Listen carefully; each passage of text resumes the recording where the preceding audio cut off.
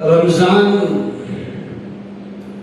دو پروانے اپنے ساتھ لایا تھا، ایک مغفرت کا، دوسرا تقوی اور پرہیزگاری کا۔ رمضان کا مہینہ اللہ نے اس لیے ہمیں عطا فرمایا تھا تاکہ ہماری مکمل مغفرت ہو جائے اور پھر اگلے رمضان تک ہم گناہوں سے بچ جائیں، اس کے لیے تقوی عطا فرمایا۔ سمجھ میں آ رہی بات؟ پہلی چیز مغفرت، کہ اللہ تعالیٰ ہمیں گناہوں سے پاک کر دے، صاف کر دے، ہر اعتبار سے ہم اللہ کے غضب اور اس کے غصے سے بچنے والے ہو جائیں، اس لیے رمضان دیا تھا۔ اللہ کی رحمت بندوں کی مغفرت کرنے کے لیے بہانے ڈھونڈتی ہے۔ دنوں کے اعتبار سے اللہ نے جمعہ کے دن کو مقدس بنایا، متبرک بنایا، بابرکت بنایا، اور جمعہ کے اندر ایک ایسی گھڑی رکھ دی قبولیت کی، اس گھڑی میں جو اللہ سے مانگے گا اللہ پاک اس کی دعا کو ضرور قبول کریں گے، لیکن اس کے لیے وقت متعین نہیں کیا۔ جمعہ کے دن وہ گھڑی کبھی بھی ہو سکتی ہے۔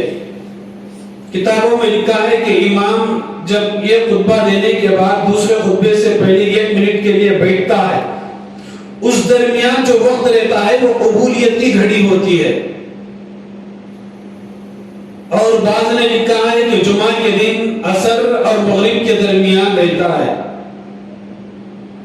بہرحال یہ گھڑی ہے، اس گھڑی میں ہم جو بھی مانگیں گے اللہ ہماری دینی مراد کو پوری فرمائیں گے، لیکن وہ گھڑی کب ہے اس کا ٹائم فکس نہیں کیا اللہ نے۔ جمعہ کی خصوصیت رکھی کہ اس دن درود پاک کی کثرت کی جائے۔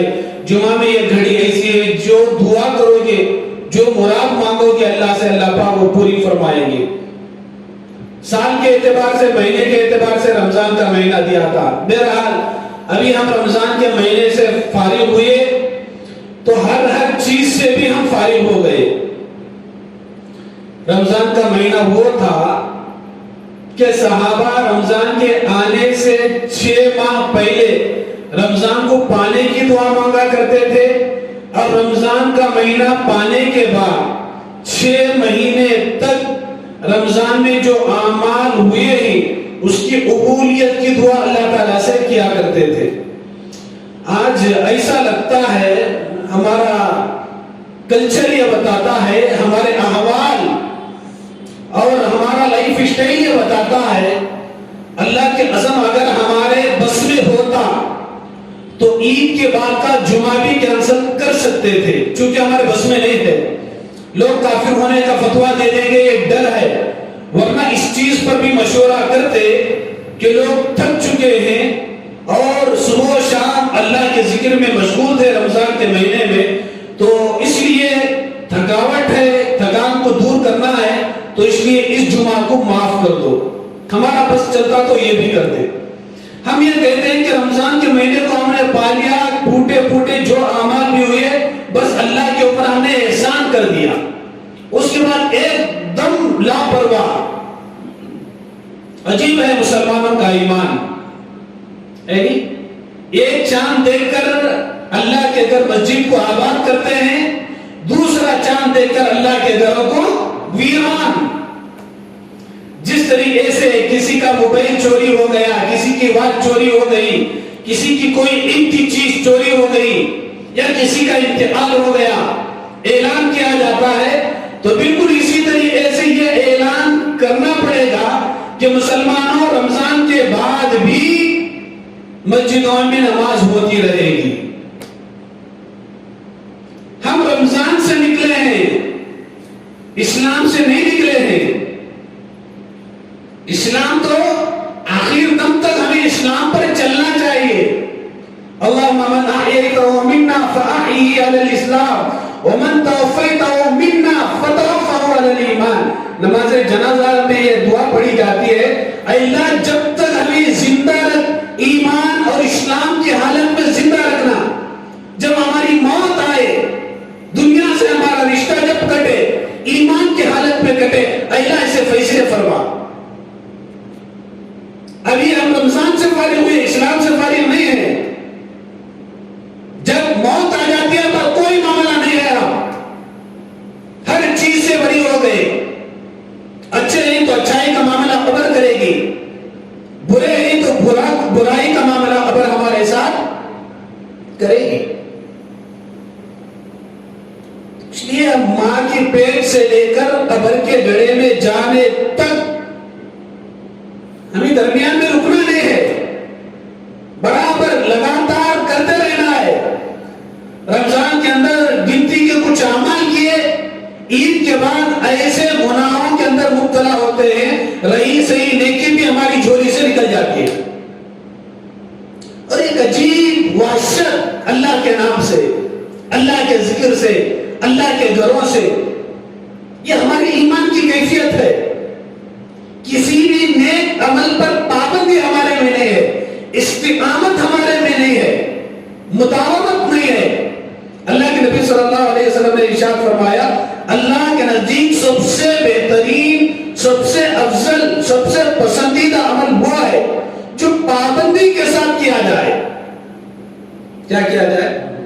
پابندی کے ساتھ کیا جائے۔ ہم کبھی کر لیے کبھی چھوڑ دیے، کسی بھی عمل پر پابندی نہیں ہے، استقامت نہیں ہے۔ عمل چاہے تھوڑا ہی کیوں نہ ہو، چاہے اللہ کا ذکر ہو یا قرآن پاک کی تلاوت ہو یا کوئی اور نیکی ہو، لیکن پابندی کے ساتھ ہونا چاہیے۔ قرآن ضروری نہیں کہ روزانہ 3 پارے ہی پڑھے، 1 پارہ ہی پڑھے، کم از کم 1 صفحہ ہی کیوں نہ ہو، آدھا صفحہ ہی کیوں نہ ہو، پابندی کے ساتھ پڑھے۔ اللہ کو یہ پسند ہے، اللہ کو یہ محبوب ہے۔ اس لیے کہ جب کوئی بھی نیکی پابندی کے ساتھ کریں گے، وہ نیکی بھی اپنا پاور دکھانا شروع کر دیتی ہے، وہ نیکی کا اپنا ایک اثر ہوتا ہے۔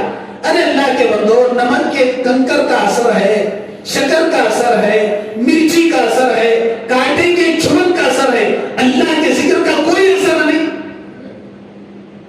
لیکن ہم ریگولر پابندی نہیں ہوتی ہمارے سے۔ پابندی کرو، پھر دیکھو دل کی ظلمت کیسے ختم ہوتی ہے، دل کی تاریکی کیسے ختم ہوتی ہے، دل کی غفلت کیسے ختم ہوتی ہے، دل کے اندر جلا پیدا ہوتا ہے، دل کے اندر روشنی پیدا ہونے لگتی ہے۔ پھر ہم نماز پڑھیں گے، ہماری نماز ہم کو نفع دے گی، ہماری نماز میں ہمیں لذت ملے گی۔ تو اس لیے آج کے اس دور کے اندر اللہ کے ذکر کی کثرت پابندی کے ساتھ کرنا ہے۔ وحشت کو ختم کرنے کے لیے اس سے بہترین فارمولا اور کوئی نہیں ہو سکتا۔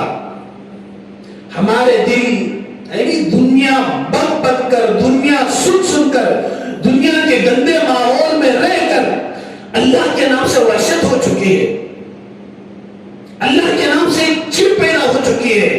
اللہ کا قرآن کہتا ہے کأنہم حمر مستنفرہ، وہ ایک جنگلی گھڑے دیکھ کر بھاگتے ہیں نا، ویسا اللہ کے نام سے بھاگتے ہیں ہم لوگ۔ تو اس لیے دلوں کی سختی دور کرنے کے لیے، دلوں کو نرم کرنے کے لیے، اللہ کے نام سے مانوس ہونے کے لیے، عبادتوں میں ہمارا دل لگانے کے لیے ایک فارمولا ہے کہ اللہ کا ذکر بھلے سے کم ہی کیوں نہ ہو، لیکن کرنا پڑے گا پابندی کے ساتھ۔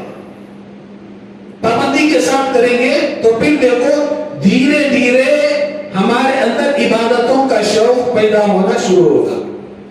کیونکہ زیادہ تر ہمیں دنیا کو بولتے ہیں، دنیا کو سنتے ہیں، تو چاہتے نہ چاہتے ہوئے ہمارے دلوں کے اندر سختی پیدا ہو چکی ہوتی ہے۔ تو اس لیے صبح میں اور شام میں اللہ کا ذکر کرنے کا ہم معمول بنائیں گے۔ دیکھو پہلی چیز تو یہ ہے کہ شروع میں دل نہیں لگتا، سمجھ میں آ رہی؟ جب محبت ہو جائے نا، پھر دیکھو یہ مدھو کھانے والے، مانی چند کھانے والے، کیا شروع ہی میں ان کو مزہ آ گیا کیا؟ صحبت بری ملی، بری ملنے کے بعد ارے چل میرا دوست کہتا میں بھی کھا کر دیکھتا ہوں، پہلی مرتبہ کھاتا ہے تو دنیا گھومتی ہے، دھیرے دھیرے دھیرے دھیرے کیا ہو جاتا ہے، وہ گھومنا ختم، اس کا ایک عادی ہو جاتا ہے انسان.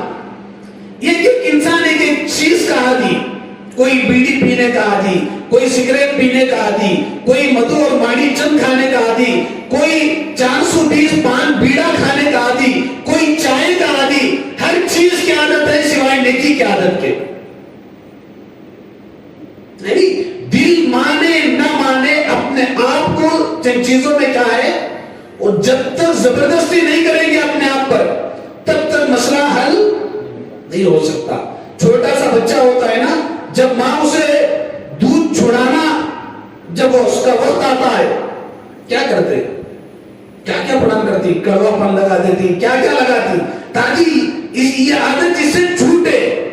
تو کوئی بھی عادت جو ہمارے اندر گھر کر چکی ہے اسے ختم کرنے کے لیے کچھ اپنے اوپر سختی کرنا پڑتا ہے.